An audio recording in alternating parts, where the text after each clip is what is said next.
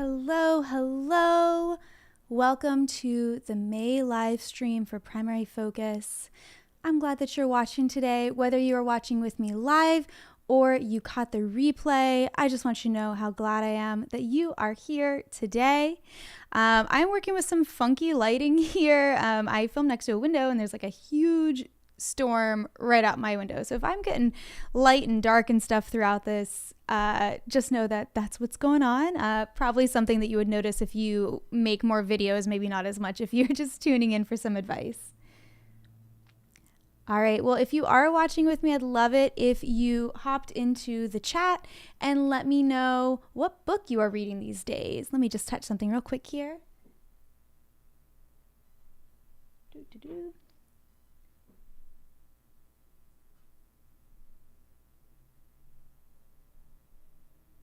Okay, so the books that I'm reading, usually I try to do one at a time. Right now I'm finishing up The Invisible Life of Addie LaRue. Let me know if you've been reading this. This was a bestseller maybe a year ago. It might still be on the charts. I've really been enjoying this. This is a fiction book, kind of a magical realism type fiction novel. I'm really enjoying it right now. If you liked books like Tuck Everlasting or any sort of like Be Careful What You Wish For historical fiction stuff as a child, I think this is a grown-up version of it. A little philosophical, a little bit dreamy. It's good. And then the other one I just picked up from the library, I'll be starting this weekend. I need to get a move on with this, is One in a Millennial by Kate Kennedy. It's like part memoir, part social commentary about growing up as a millennial. I heard the author, Kate Kennedy, she has a huge podcast, interviewed on another podcast that I like, and it was so nostalgic, but also I feel like right now millennials are going through a huge period of reflection where we are reflecting back on what we were raised on, but then also looking at what the world is like now and how are we kind of grappling with this? What are things that we're going to let go? What are things that we're going to take? So I think I'm in a book club with several other millennial women. So I think we'll be able to have some good chats about this. So even if you're watching the replay, I would love it if you commented to let me know what you are reading. That's enough about my bookworm isms, though. My name is Natalie Parmenter. I'm the founder of Primary Focus, the parent's guide to elementary school. Primary Focus is a place for parents to get all of their questions answered about school. I share tips to help your kids thrive in school and the perspective of a teacher through tough situations. So if you go look through my channel, you're going to see a mix of good old-fashioned advice from a teacher walking you through situations, helping your kids, but also some commentary on the world of education so that you as a parent or somebody who's just interested can kind of understand how these things in the world of education will impact you and impact your children long term. I'm very passionate about this. I was a teacher for 10 years. And when I left teaching, which sadly I had to leave, I knew that I wanted to carry on with parent outreach and lifting up our children so that they can thrive in school. So as you're listening along, if I say something that resonates with you, if you want to keep my mission going, anything like that, I do have a tip jar, buy me a coffee. It means a lot to support Primary Focus and keep it going. So if you're interested in that, I've just put the link in the live chat. And after the fact, I will put it in the description for you to find as well. All right, well, so let's go ahead and dive in to question number 1. Now, before I really dive in, I'm taking it back. This is like the classic host of a live stream. If you have a question while we're live, I would love for you to hear it, or I would love to hear it. So make sure to put it in the chat box. I reach out on my social media streams ahead of time to ask for questions. So a lot of these I get through the DMs. People are wondering, but I'm doing this live for a reason. So if there's something that you are interested in learning about, please let me know, drop it in the chat, and we can talk through it right here on the spot. Now I'm diving in. Question number 1. My child is finishing 2nd grade and going into 3rd grade. What can I expect next year? And you know who this makes me think of? I think one of my very special fans who watches, who I tutor, is finishing 2nd grade, going into 3rd grade. So if he's watching right now, I know that you're in school. So maybe you're watching this after school. I just want you to know I'm thinking of you, my friend, who I'm not going to name, but I think you know who you are. Okay, let's talk about 2nd into 3rd grade. First of all, outside of academic things, this is a huge transition in terms of child development. Okay, so when kids are entering third grade, we're kind of in that 8 to 9 years old age range, 7 turning 8, 8 turning 9. This is a huge period of time where children are transitioning from caring about adults' approval to peer approval. So one of the reasons why like sometimes we see little kids as like so sweet and so giving and so loving is because adult approval, especially like parent or teacher or caregiver approval, is one of the most important priorities for them. And we transitioned into third grade often into peer approval. So you might start to see some big changes with your child just developmentally. They're starting to care about maybe their clothes and what other people say about it. They're starting to maybe do things not because they're interested in it, but because their peers are interested in it. So I think you probably, if you think about it, hear a lot of people talking about huge transitions during this time. It's normal, it's part of it, and maybe just try to expect it and understand that your word might not be as strong as it once was. But at the same time, this is an age where kids are starting to think longer term about things. Great age for projects, great age for volunteering, anything sort of passion based. They are at an age now where they can like transition things for days, weeks at a time, work long term on things, keep showing up to things again and again, and feel this passion and this drive. So if your child really starts to indicate to you that something is important to them, maybe you can find ways to let them run with it and explore these concepts. All right, into the academics though. Reading. Oh, somebody's sending me some hearts. Thank you. Reading. Big switch from learning to read to reading to learn. Oh, hi, Mike. I'm glad you're here. That's very sweet. So as I was saying, big switch from learning to read to reading to learn. So kindergarten, preschool, kindergarten, first, second grade, it's very phonics focused. We're sounding words out. We're learning sight words. And there's a lot of leeway for kids to stumble and have to read things again and again because they're, the first time that they read it, they're just sounding everything out.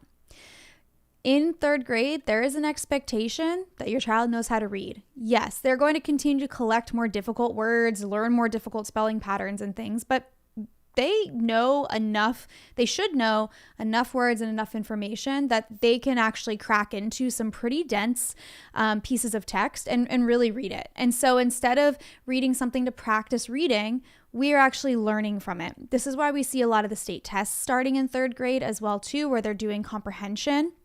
And so that's something to watch for too. It's a huge transition. This is a period where your child is at risk for not liking reading anymore. Just to be frank. And that's just because it's a huge shift. So they're going to need your help to continue to have more interesting books put in front of them, to be cheered on as they have to read in a different way. A lot of kids might start losing interest just because it's getting hard. And so they're going to need a cheerleader by their side to help them out. But now that you know this, that's something that you can do more easily. Pictures are also less important than in books. So you're going to start seeing them reading. I mean, they might already be reading a chapter book. It depends on the child. But they might be reading long passages with no pictures at all. So they really need to have that inner narration in their head and be able to visualize what's going on. Math, we're looking into multiple steps to complete a problem. Just things that, like a word problem where you might have to solve 2 components of it to find the answer. Multiplication and division. Get ready to start memorizing things, especially those multiplication tables. Yes, they need to understand them. They need to figure it out. You will see them drawing a lot of pictures and doing all sorts of interesting visuals. But at some point, your child just needs to memorize their multiplication tables. So ways you can support them now, skip counting. They probably know how to skip count by 2s, 5s, and 10s. Why not start teaching them how to skip count by 3s, skip count by 4s? Just start doing that for fun this summer because kids who are strong at skip counting are strong at multiplication. I do have some recommendations. I love a summer workbook. So many companies make them. Scholastic and Summerbridge are my favorite, but there are certainly more than those. I'm going to put my Target storefront in the chat here, and I will include this in the description after the fact. I have a list of recommended books for different grade levels. Read them carefully. Usually you're picking out the one that is your child's next grade level. So if they're finishing second grade, you would pick out the third grade book for them. But just always read them carefully to make sure that you know exactly what you're getting into. Can't recommend these workbooks enough. Do 1 or 2 pages a day. It's usually a 10 to 15 minute commitment, and it will keep your child sharp. It will start preparing them for the next grade. And like, the worst thing that can happen is they'll practice something that won't be as important as you think it is. But like, it's a skill they'll need to know. I think like money comes into account. Like sometimes they like do a lot of money or like a lot of clock things, and you understand. All right. Well, I want to pause here. If there's anyone in the chat who has a question, please drop it in. Like I said, I've prepared information, but if you are wondering something, drop it in the chat. I'm doing this live for a reason.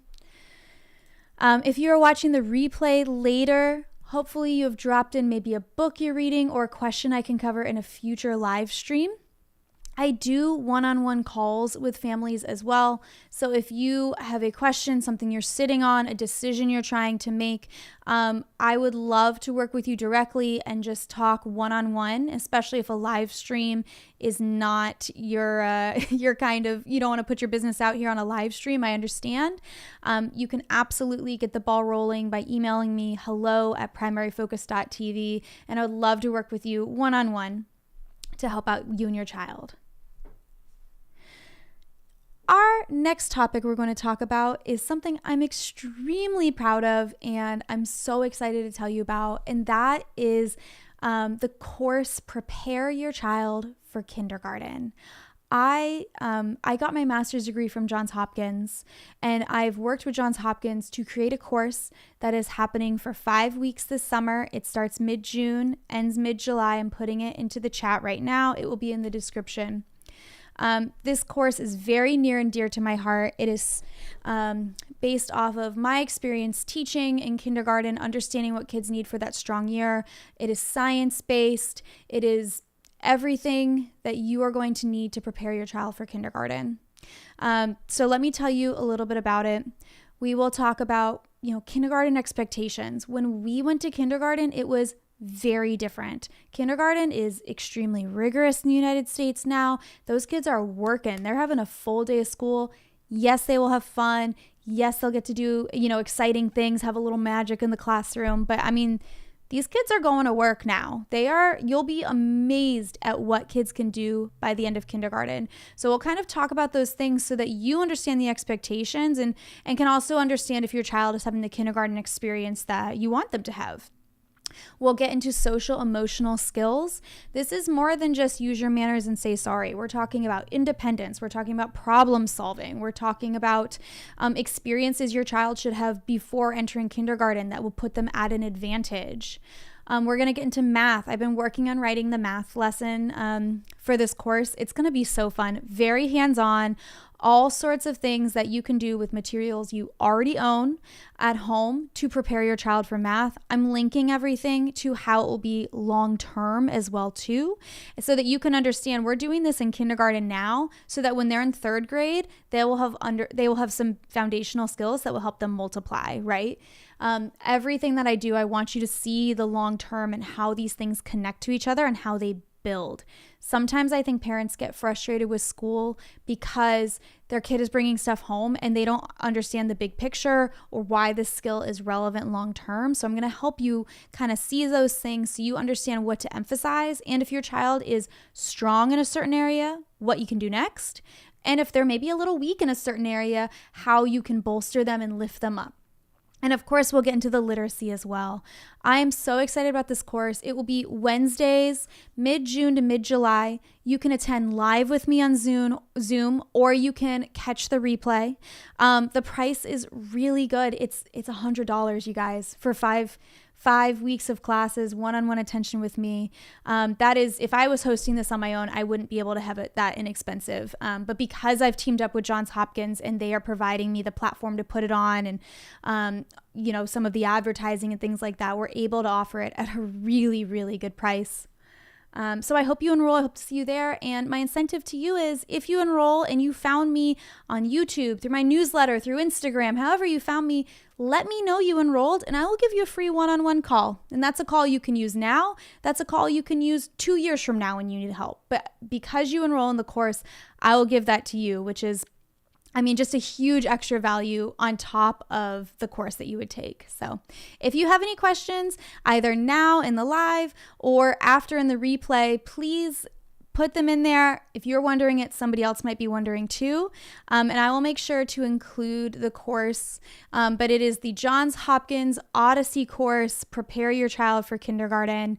And it's going to be a great time. I'm very excited about this course. It's been living in my brain for a really, really long time. And it's going to be great to get it in person. Yeah.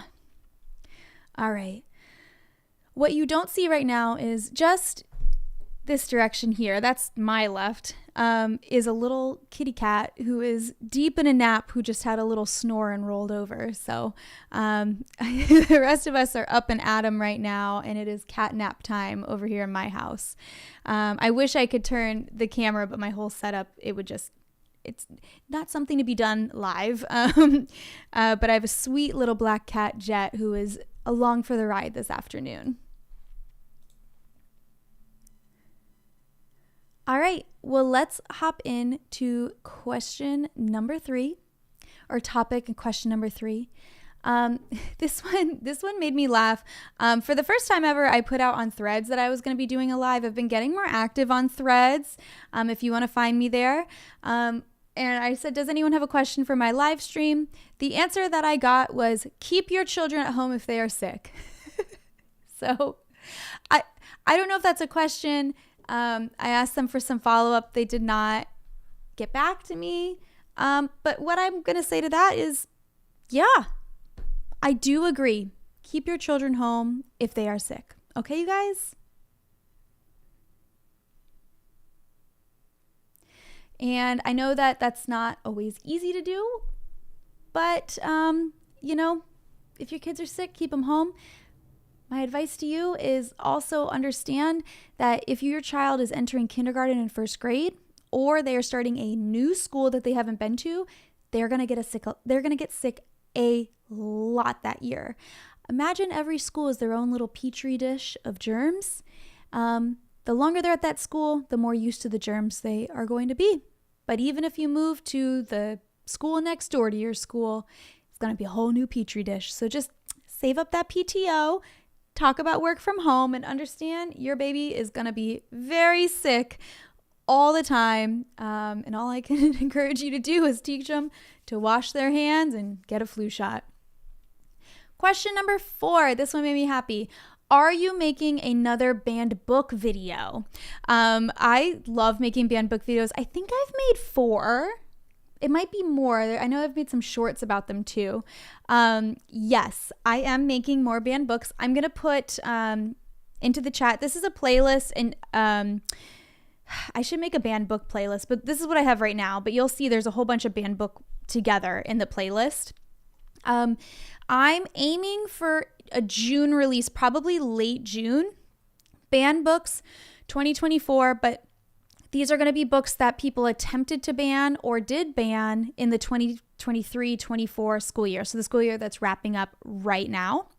There are so many interesting books that parents complained about and recommended to be banned in different states. I am currently researching this. So if you have a book in your state that you heard about, maybe the local school board was debating it, or somebody put it up and said, like, this is not something that children should read, please reach out to me, because I love getting personal submissions. It's wild out there, you guys doing this research. So I would love to hear from you what ones you know about.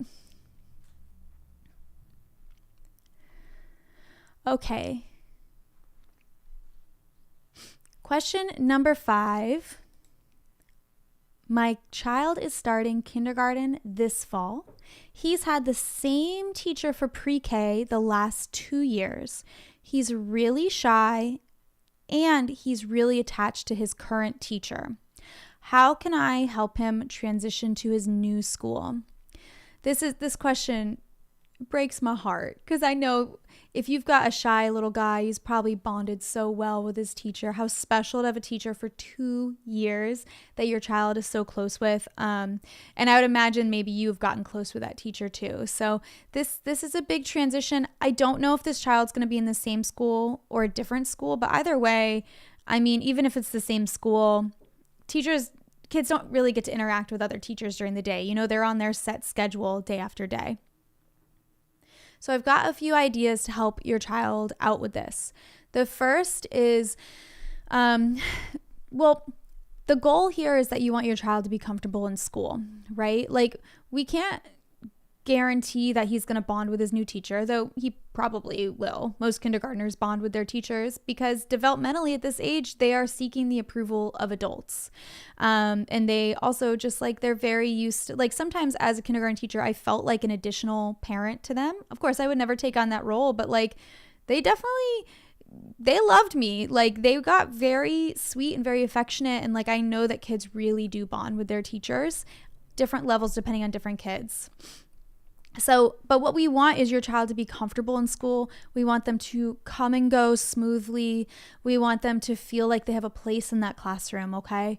And we can't really control the teacher at this point because, you might get 1 or 2 chances to meet the teacher. It's possible the teacher hasn't even been assigned yet. I wasn't assigned my students until the fall, So what you can control right now is sort of his social circle.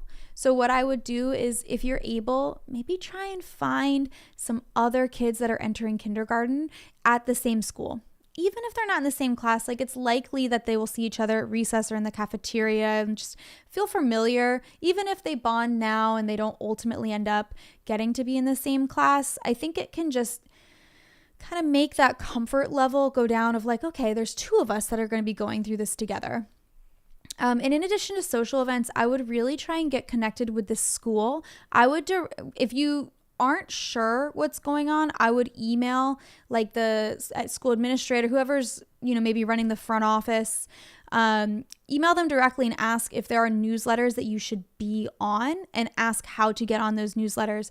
Read those emails. Some schools are having events over the summer. Not all schools are doing this, but for example, I know a lot of schools will do like a kindergarten meetup once or twice where they all go play on the playground together. If there's anything like a beginner's day where they get to go practice being at school for a couple of hours and they get to spend, a little afternoon in the kindergarten class, go to things like that. Any opportunities you have to go up to the school, get your child comfortable, get them feeling like, okay, like I belong here, this is my place, I would absolutely do that. If you don't see any events like this happening, I would encourage you to make an event like this. Maybe you can get in contact with a few other people, start to get, the word of mouth going and be like, hey, we are going to meet up at the playground. Most schools are open to the public outside of school hours. So in most cases, some schools are gated in and things, but in a lot of cases, you can just show up to that playground on your own so long as school is not in session. So be a go-getter. Get that going on your own. I think that's really important. So those social events, kind of building up his confidence in that way. I would say get some books to prepare. I'm going to drop my Target storefront in here again. I have several books in my little section of my storefront. I think it's called like workbooks, books, and school stuff that are all great going to kindergarten books. I would just stock up on these. If you don't want to buy them, because I understand they're very age specific, the library should have them in stock. They do get popular during the summer, so you might have to place some holds on them. But just start reading, get him talking about kindergarten, get him excited, and I would work to build some affirmations together. Just some little things that your child can repeat to himself when he's feeling nervous and remember to himself. Think of notes in the lunchbox, but maybe a little note he keeps in his head for himself. Find something you can say. I actually just posted on my Instagram yesterday some really cute affirmations. The title of the video is Say This to Your Baby Tonight, which was posted, May 15th, if you're watching this after the fact. And then the last thing I'm going to say is you just need to wait and see. And I know that your child is nervous, but I also know you're nervous too, most likely. And this is a wait and see thing. You just can't tell the future, But what you can do is you can enjoy what you have right now together. And you can cherish the teacher if you are closing out your relationship with them. You can give your child a great summer. You can let them play. You can practice reading with them. And you can just carry on being a great parent to your child. So it's enjoy what you have now. It's going to take a few months for your child to get adjusted to kindergarten. It just is. If your child is shy or they're anxious about school, I would expect Monday mornings to be tough. A lot of kids in kindergarten, the first, like Monday, they come in crying. Tuesday, they're bummed about it, but they make it in. And then by Friday, they're like not ready for the weekend and they're sad. They have a great weekend at home. And then it's boom, I don't want to go back to school. And they go through this kind of cycle. Mondays are hard. When they come back from long breaks, winter break, spring break, especially because those tend to be a week or longer, just be ready for it. It's going to be hard. It's an adjustment. And honestly, it's a compliment that you've got a great home. Okay. These kids are loyal. And I like to know that they are upset to go back to school because you've given them a great home. You're an awesome parent. I'm honestly I'm pretty skeptical of kids that aren't upset to go to school. Like they would come to me all happy. I missed you this week. And I'm like, you did? Your parents didn't give you a great weekend? You missed me? You need to be loyal to your people. I'm just joking, of course, but the criers are definitely loyal. So if you've got one of those, just know you're probably doing things right. All right, just checking the chat box here to see if there are any more questions, things that people are wondering. We've got a couple people here watching. Thank you. This is a new time for me. Usually I do this on Saturday mornings. It wasn't working out this month. Things have been so busy, and it's my husband's birthday weekend this weekend, so I'm not trying to be out here doing my YouTube stuff. I am trying to celebrate him this weekend. So I said, let's try a weekday. Honestly, for me, I appreciate this because I have a really hard time. Oh, it's getting dark in here, that storm. I have a really hard time getting up in the morning and putting on my makeup and being perky for this. So I would much rather do this at 2 p.m. or in the evening. So always looking for feedback about what time I do the live stream, especially if you want to catch these live and not do the replay. So you can certainly comment that and let me know, because I do these for you and I love collecting questions, but I love to hear things live too.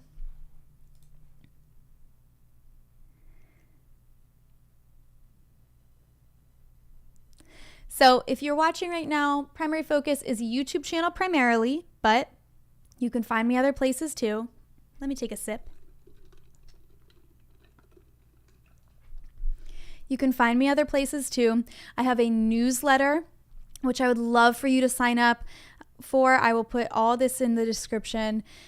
My newsletter comes out every week, just once a week, and it's a little advice from me to you. Sometimes it's a little social commentary on what's going on in education and how it impacts you as a parent. I love the newsletter. We've got a nice group of subscribers over there. You guys are always emailing me back and giving me ideas of what to write about. So if you're a reader, that's definitely a great thing. I really don't spam you. It's once a week. One time I tried to send 2 in a week and I had 5 people unsubscribe. So I learned my lesson. Once a week, Tuesdays, that's how we do it. If you want to work with me one-on-one, you've got some deeper questions, let me know. hello@primaryfocus.tv. We can set up a time on the calendar and get things going, figure out what is going on with your child. Instagram is where more fun is at. So if you want to see my stories, if you want to be DMing with me and things, primaryfocus_ on Instagram. If you type in Primary Focus, it should come up. And then most importantly, I want to see you in the course this summer. I want to get your child ready for kindergarten. I want them to feel confident. I want them to feel excited for school. And I want you to feel confident. If half the battle is as a parent wondering if you're doing things right. And so you can take my advice collected through Johns Hopkins and collected through my own experience and my own studies to make sure that you're going to do your child right, to make sure that they're going to thrive in school, to help you understand not just thrive in kindergarten, but long term. What are the things that they're really going to need so that they value education and you know that your child is going somewhere? It really starts in these early years. And if we can give kids the boost that they need, the foundation that they need, the caring family that is going to lift them up, that's going to build such a good foundation for your child. So I would love to see you this summer at my course. It is completely online. You can watch it live. It'll be Wednesdays, or you can catch the replay if you just want to watch it on your own time after. But it would mean a lot. And of course, you'll get a free one-on-one call with me if you enroll. Just hit me up and let me know that you did so that I can give you your free call. Well, I don't have any more questions coming in. Thank you for hanging. That thumbs up sign. I don't have any more questions coming in. Thank you for hanging out with me today on the live stream, mixing it up, trying a Thursday afternoon. It means a lot. Thank you for supporting Primary Focus. Thank you for being here. And I hope to see you next time. Bye-bye.